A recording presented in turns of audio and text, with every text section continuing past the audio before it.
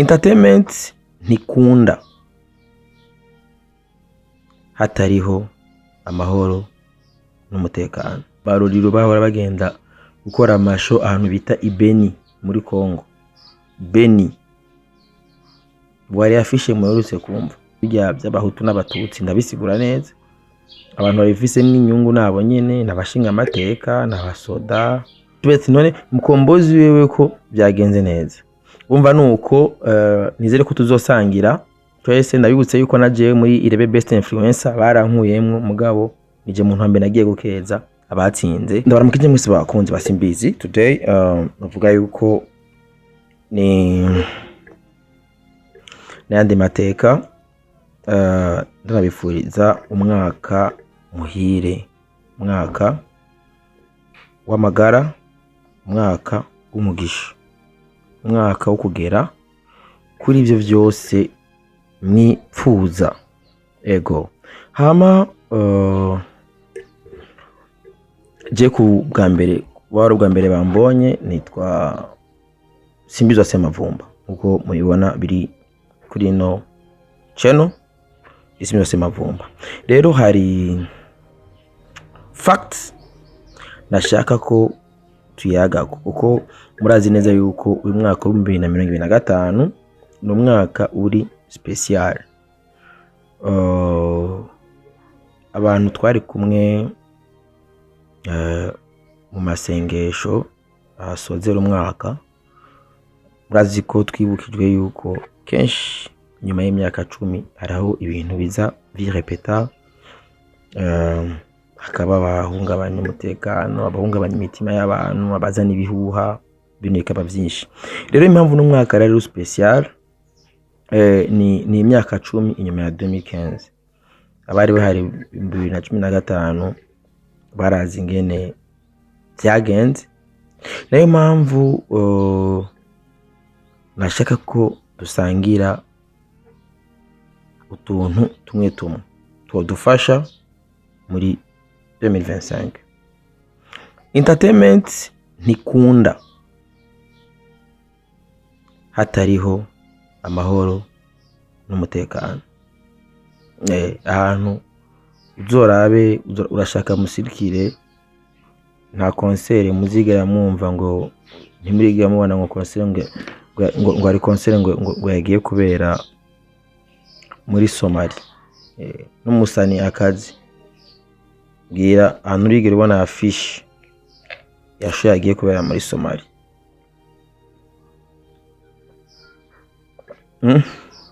Mu myaka yahera baroriro bahora bagenda gukora amasho ahantu bita Ibeni muri Kongo. Beni wari afishe muherutse kumva yantu bita Ibeni akuna. Kubera iki? Amakuru yaho turonka nuko ata mahoro ata n'umutekano bafise. Nukuvuga iki rero?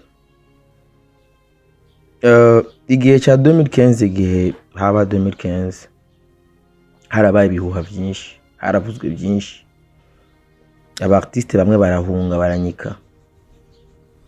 Burya bwabaye gutaha. Muribuka basatubi, muribuka histoire ya kanseri yagwariye mu Rwanda, kanseri yo mu mutwe agiye gufata imiti n'ibiki. Muribuka ba Big Fizzo baza gukora concert ngaha, kavuga yuko bakexija gisoda. Byibuka muri 2016 yaraje gukora concert hari kuri journée culturelle yo kuri Cedirac, bari bamutumiye aho ijya kambi mwe igwanya imigumuko. Cyo gihe twagwa na Colonel Desire w'amahoro Jakaje. Cortege ki was police wo muri ya brigade anti-emet. So ibiro ndabivuze kubera iki? Twebwe aba entertainer turafise uruhare runini mu gutsimbataza amahoro n'umutekano. Ahantu rero haba ikizere kinini cyane yuko n'ibintu ubu byahindutse. Mwarabonye yuko umuririmbyi Mukombozi yatanze na kandidature yiwe iremegwa. Kandidature yiwe yaremewe bazokwitoza mu nama nshingamateka, kuko mu nama nshingamateka nka twebwe aba artiste, abantu baba entertainer, ntitwari bwigere turonka umuntu agenda kuduserukira. Ndibuka muri za 2018 uko 19 hariho umuntu yari muri komisiyo ya jeunesse yari mu nama nshingamateka, twarashobora guhora tukayaga nkamusigurira ibintu haberewe. Umva rero yuko icerekana yuko uyu mwaka wa 2025 ari umwaka, nuvuga yuko ari umwaka w'ikizere, yuko ari umwaka tuzobona impinduka nyinshi. Ni umwaka nka twebwe muri entertainment tubona neza yuko turiko turashigikirwa mu buryo ubu na buriya. Niwo mwaka tugerageje gusubira inyuma nko muri 2024 hari ibintu byinshi twabonye. Murabona niwo mwaka abaririmbyi benshi bashigikiwe, abaririmbyi baronse amaviza, abaririmbyi baratumiwe mu bikorwa bikomeye by'igihugu by'iki. Abaririmbyi bacu barasohotse cyane igihugu bakagenda bakagaruka. Uwo n'umwaka numva nuvuga yuko umwaka wa 2024 wabaye umwaka w'ikizere. Rero umwaka wa 2025 ni umwaka wo kwimbura muri cya kizere, kuko umurimyi ararima agatera imbuto, haje imvura nziza akimbura, haje imvura y'isegenya bikagenda, hasi uruzuba bikuma. Mugabo turabona neza yuko turavye ingene uyu mwaka udutanguriye, turabona neza yuko hari kavura kame ko kwimbura. Nuvuga yuko umwaka wa 2024 abaririmbyi bashoboye gusohoka igihugu bakagenda hanze. Iyo atakizere cy'abagihari bari kugumayo. Hari n'abaririmbyi bonyene bari gutanga impamvu ati murabona ko twimirije amatora n'ukuri ni muduha ubuhungiro. Mugabo nta muririmbyi n'umwe yabikoze, nta n'umwe byigeze biba.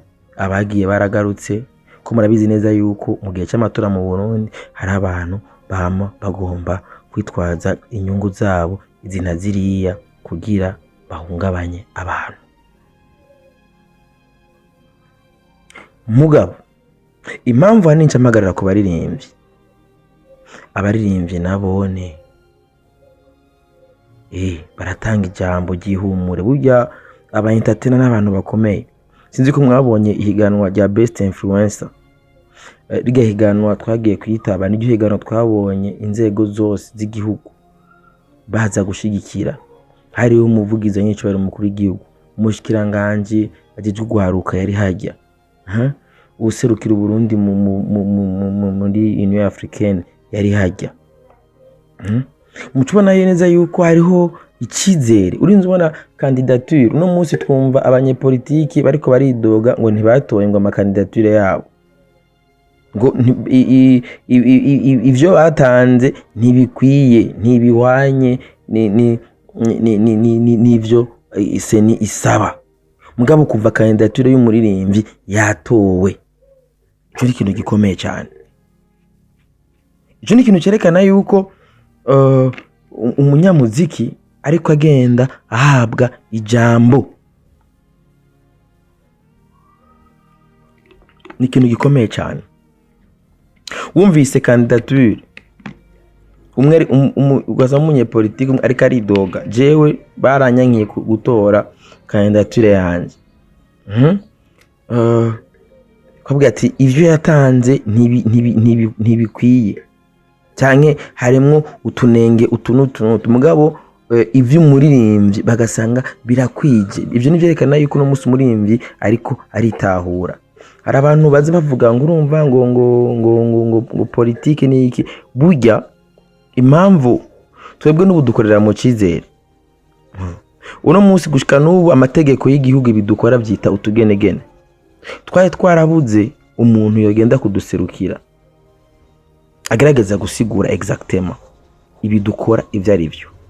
Kandi kigira kabiri buryo kenshi umuririmbyi arakorana n'intwaro ibihari, gusa muri abaririmbyi kenshi nta ma appartenance kenshi politique aba. En fait mu Burundi nico gihugu conyene kw'isi nzima umuntu abaho agifitiye ubwigenge, ashobora kwiberaho agashigikirwa mu bikorwa vyiwe kandi atamugambwe n'umwe aba yegamiye. Mwarabonye candidature ya Mukombozi, hari abantu babonye Mukombozi twari kumwe mu masengesho bavuga byinshi, hitavye mu masengesho yarangize bakavuga byinshi. Hari abantu baba bashaka kuba bamwe bavuga ngo ba opposa, ijambo opposa urumva ni gipinga. None iyo umuntu nawe yamaze kuba cyane igipinga agumana ijya position yo gupinga, umva nawe ikintu cyo bacera akubwira yuko cirabura kandi akakwerekana impamvu. Mugabo rero hari abandi bantu bagomba kuba bari hagati na hagati. Ni nkuko hari n'umuntu ashobora gushigikira gushika nawe yamashigikira n'amafuti kubera position yiwe no gushigikira agatinya no kuvuga ati iki kintu no kuri kw'Imana nikosa. Rero harakenerwa rero abantu baba hagati na hagati, shaka kumenya ati iki kintu naho kimeze uko mwihenze byagomba kuba uko n'umuntu aba ari netre.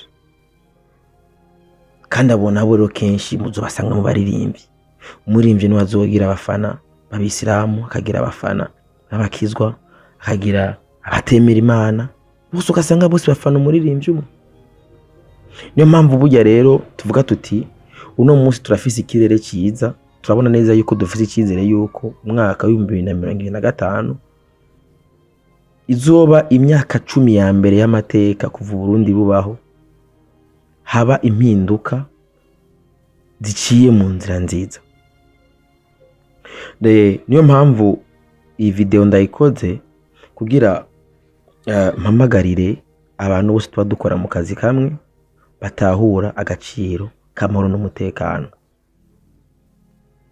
Umutekano wacu uhungabanye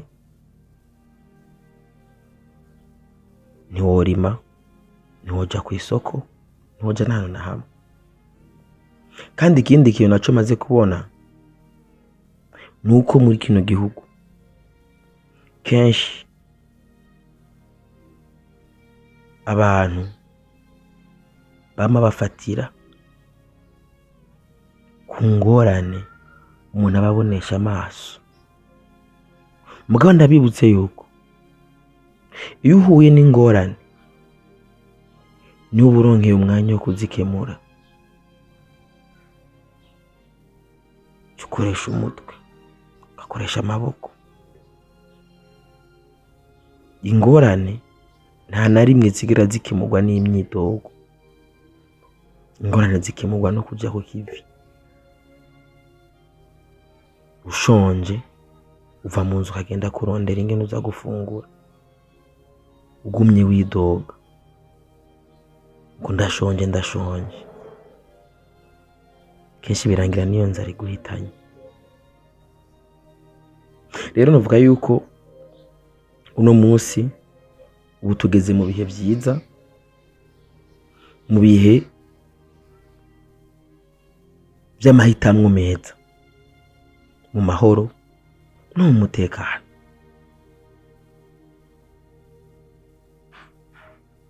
Ndavuga rero yuko iyi message niyo nashatse ko mperamwo muri uno mwaka wa 2025, kandi ndazi ko ino message izodufasha cyane aho dukwiye kwimenya, buri muntu wese akitahura. Gabanya volume. Aho buri muntu wese ashobora kwimenya akitahura, akamenya ibyo ari kuriwe, akamenya ibyo atari kuriwe, akamenya aho limite yiwe hera naho igarukira. Cyo ni ikintu gihambaye cyane. Umwe yuko uburenganzira bwawe aho bugarukira naho bwanje buhera. Sinemerewe kujya mu burenganzira bwawe sinemere no kubuvogera. Rero twige kwimenya, twige no guhangana no gukemura ibibazo tuba dufise, twige no kumenya ibibazo vy'umuntu personnel. Hari abantu baba bagomba kuba bafise ibibazo vyabo bwite bagaca bagomba kubigira ibibazo rusange, ugasanga ikibazo cy'umuntu umwe ku gatwe kiwe ashaka kibere ingorane abandi bose. Twige tunasaba n'Imana kuduha capacity yo kumenya ati ibi bibazo ni ivyiwe bwite, si ibibazo rusange. Ibibazo rusange birazwi, ni cya kibazo mpurize ko na wewe na jewe. Mugabo n'ibindi bibazo rusange usanga hariho solution rusange, ugasanga ibyo bibazo kenshi kugira bitorerwe umuti bisaba yuko tubitorera umuti twese, apana guca twama tugomba kuvyikurako tuvyeka ku bandi.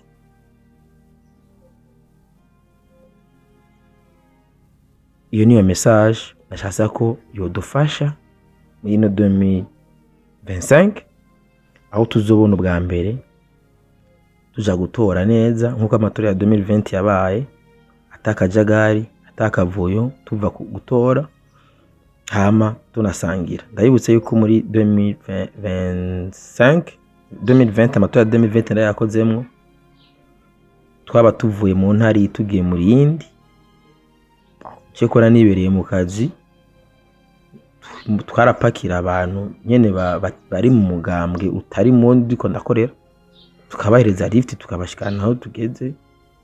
Ibintu bimeze bon sana. Tumenye yuko turabarundi atake dutandukanye. Ego c'est vrai, ari amategeko amwe usanga namanda bisigura kenshi bijya by'abahutu n'abatutsi, ndabisigura neza. Abantu babifise n'inyungu nabo nyene, nabashinga amateka, nabasoda, naba polisi, naba camanza, byabingiza shingiro nyene, naho mu ntwaro, kuko niko amategeko avuga, niko yarusha abavyize. Mugabo no kumenya ati none ivyo bibanza bijamwo bangahe, iske birandabagiye kuko ntari umushinga amateko ntari umuki. Nukuraba rero ivyo owe ko bari amategeko kandi bikaba. Ndibuka igihe president wa Sena karazunguruka agerageza kuyagisha société civile iki bose baravyanse ngo nibigumemo. Rero ntihagire umuntu aza kwitwaza ibingo, urumva iki amategeko yabo yanditse hari. Yesinja gusasa mu namashinga amateka, mugabo ndazi neza ko basasayo n'abarundi biwacu kandi twari turinze tubatora nibo baduserukira. Mugabo rero amategeko uko yanditswe abakwiye kubahirizwa. Nuko rero kandi hagi umuntu azovuga ati ngo kubera ngo iri tegeko ngo ryanditse uko ngo rero none nuko bimeze rero amategeko n'amategeko. Arabantu itegeko yo ryabafasha cyagomba kugumura abantu, urumva itegeko ni itegeko.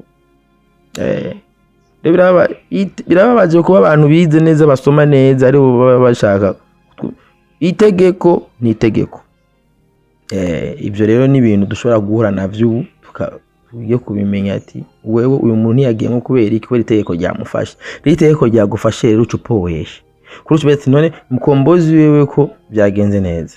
Umva nuko nizere ko tuzosangira twese. Ndabibutse yuko naje muri Irebe Best Influencer barankuyemwo, mugabo nije muntu hambe nagiye gukeza abatsinze hama kandi nta mpamvu nanjye nari gushobora kugumura abantu ati kuno kuwijeganwa ni kuno rero byo tumenya gushira aho intaha ishize. Si ngombwa yuko wigihe ibintu tutegeza kubibamwo, ibintu babifise ingene ibintu byose bitunganije. So je ndabakunda cyane, ni nahamishyizemo kugarukira iyi message namba yagufashije urabe n'undi ushobora kuyihereza. Ndabemerere yuko utumessage mwene utu nzokwama natubahaye ku munsi nicariye ngaha nyene. Ibisigaye Imana y'abarundi ibafashe aho muri mu byanyu no mu banyu.